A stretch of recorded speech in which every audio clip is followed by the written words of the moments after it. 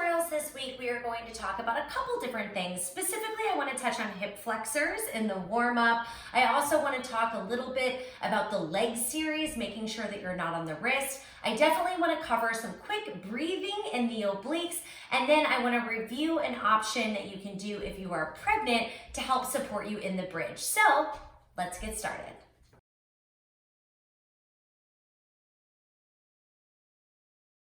When I designed this warm-up, I definitely designed it with the hip flexors in mind because I know that for a lot of people, they really tighten up here. So I did put in lots of counter positions to help you out. So let's just move through the warm-up. When you start out, you have your hands back behind you with a little bend in your elbows. Now, because we are leaning back in this position, and watch here, and we are scooping the belly, we shouldn't really feel a lot of hip flexors in this spot. So rule of thumb, you can always come back to this spot and not do any of the lean forward and back. You could just sit here, practice and hold, and then move your feet, go into the butterfly stretch, and stay here once again. The other option would be get back here, scoop the belly, right? Hold the abs in. Then go ahead, beat the legs forward because that feels pretty good. Then as you come back, drag your hands on the floor so you are more supported and return to this position as opposed to returning with your hands not there. Yeah, so you are allowed to use the hands on the way back to support the body and therefore release the hips. And then you can keep the hands here as you come up one leg at a time. Again, still focus on really contracting the abs because that's gonna help you release the hips at the end of the day. And then move through the rest of your flow.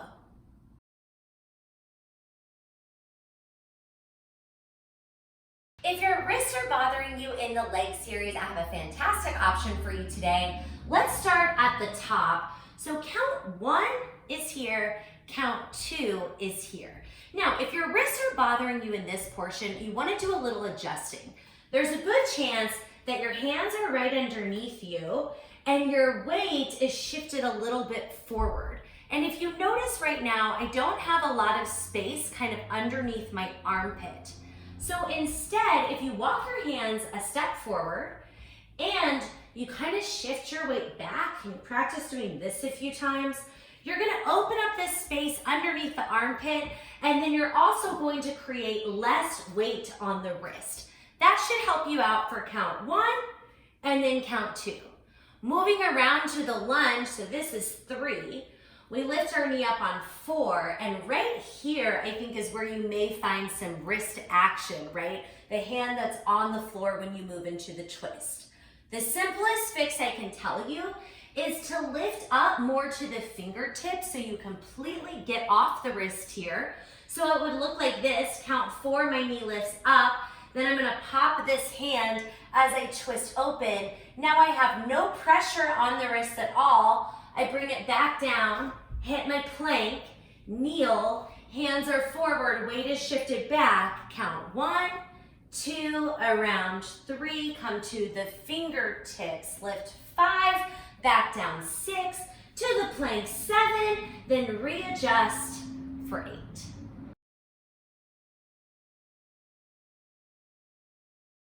So we had a lot of questions come in about breathing in the oblique series. Today I'm going to give you a nice steady breath that you can do throughout that series, but I also want to remind you not to overthink it.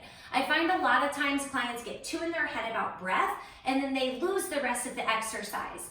So take comfort in the fact that your body automatically breathes on its own. And when you find yourself holding your breath, you can always just sip air in, hear your air exhaling out, and it doesn't necessarily matter exactly where it falls in the move.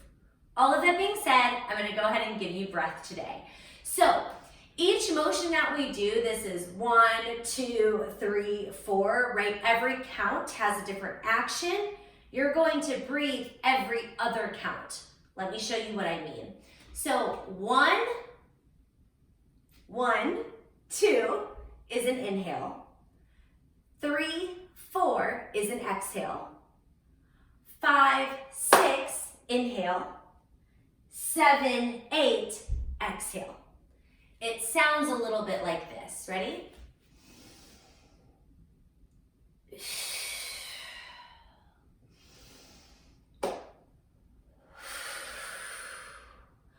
What I like to do when I take the breath is I always like to do a really strong exhale on 7. So when I take this twist, that's the main part I like to think about giving myself an exhale. Then the rest, I want to breathe as needed. I love thinking about this when it starts to feel really hard, right? The exertion of the exercise, that's when you want to give yourself the biggest exhale.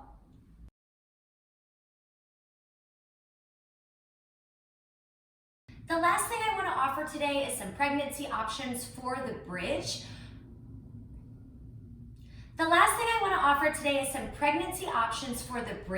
Now, I do show this in flow mode, so you are going to have some visuals, but I also want to take a moment to show it here. If you want more details about what you should or should not be doing while pregnant and becoming, please check out our pre and postnatal tutorial because I cover this big time in depth.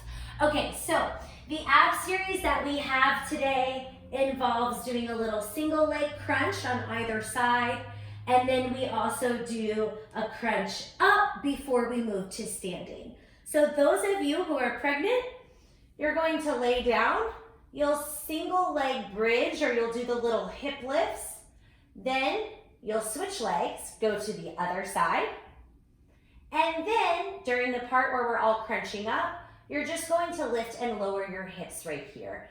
This exercise is a really, really great pregnancy option because it works the glute, it supports the back, it also works the pelvic floor, inner thighs. A lot of things are going on here that can help support both you, your baby, and your body throughout pregnancy.